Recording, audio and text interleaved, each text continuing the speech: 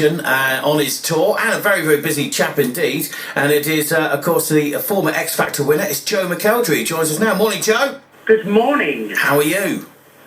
I'm good, thank you. I'm really well. Very good. Oh, good news, good news. You've got this Evolution tour that you're currently on at the moment, and you're coming up to the York Barbican. Tell us a little bit about the tour. How's it been going? Well, we've had a huge break through the summer. So we did February to July of a load of shows. Then we had a big break in the summer. I did Tommy the rock opera musical up in Blackpool. And then starting in the next couple of days is the next set of shows, leading right up till Christmas. But I love York. I've been there a few times before, and I've played a few gigs there, and they're always a good audience. So I'm hoping it's going to be fun. Like I say, you are a busy man. I've just noticed as well on your website, joemcelderryofficial.com, that you're playing Joseph soon as well. I am, yes. Starts next February.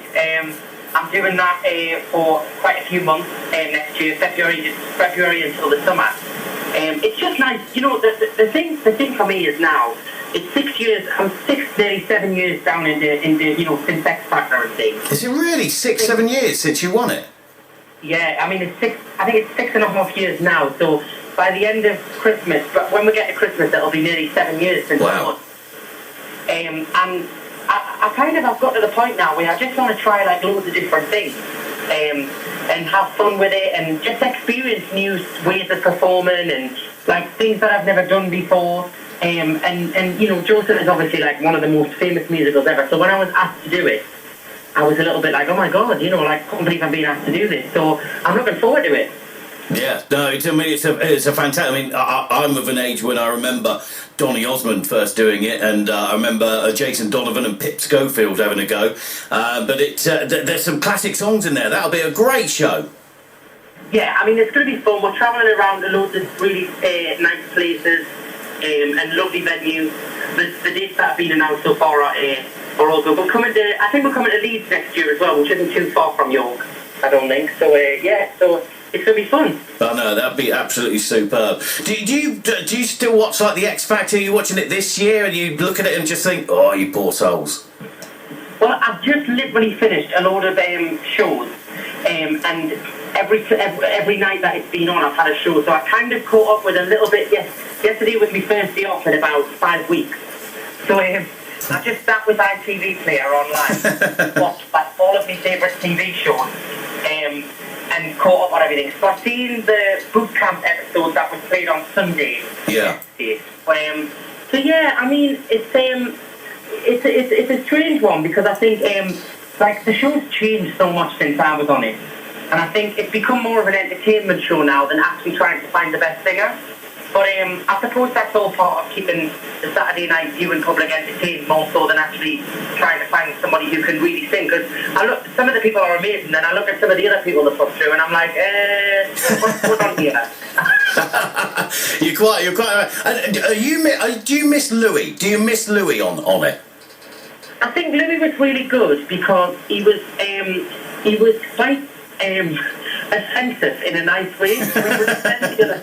He would offend the other judges, which would rile them up a little bit, I think. And I think most of all, he used to say stupid things that were entertaining. So I think, I always had a soft spot for Louis. I loved him when I was on the show, and he was a massive supporter of me. He was a big supporter of us during the show, and was always offering advice and help and things like that. So I've got a lot of time for Louis. When you look back on your time on the episode, do you look back on it on fondness? And obviously, you got to this place because of being on the X Factor. So there was always positives to come out of it, even though the record contract didn't sort out at the end of with Psycho, etc. I think. Listen, I think everybody's. I suppose I hate using this word, so I'm not going to use it. I was going to say journey, but I'm going to say something else. Everybody's story has a different direction, different start, different ending. Mine was that, yes, it didn't work with Psycho, but then I got signed to Universal and released 4 albums with them, which did incredibly well. So maybe had I stayed with Psycho, that would not have happened, And you have to look at things like that. So people always still bring that whole Psycho thing up, but then kind of forget that I released 4 albums after that. So in my mind, it kind of was a blessing in disguise.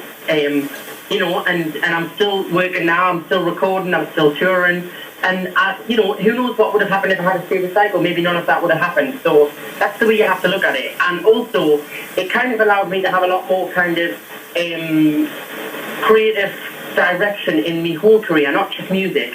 It kind of allowed us, when you're in a contract after a TV show, they're quite tiring. And when that all kind of finished, it allowed me to kind of go off and explore a lot of other things that I probably wouldn't have been able to do had I still been in that contract. It's refreshing to hear you talking. You're so positive, and everything seems to be going well for you. The tour at the moment, the York Barbican, and then Joseph next year. It's really, really refreshing that you've come out of that experience, and it's actually been beneficial for you. And you're not bitter like some of the other ones, Steve Brookstein, for example.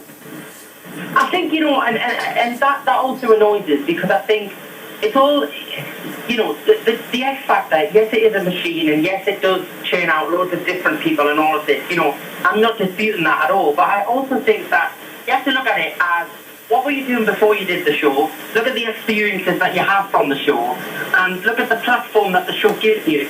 The X Factor is not responsible for anybody's career, and you're responsible for your own career, just as I'm responsible for mine. If I take it from my shoulders, it's nothing to do with Simon Cowell.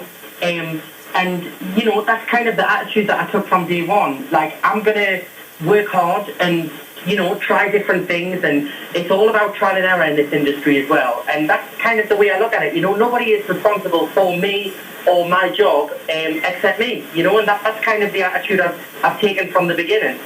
It's wonderful to hear. York Barbican, Thursday the 8th of October. The box office is 0844 854 2757. Joe McElderry, thank you so much for joining us on Radio Yorkshire.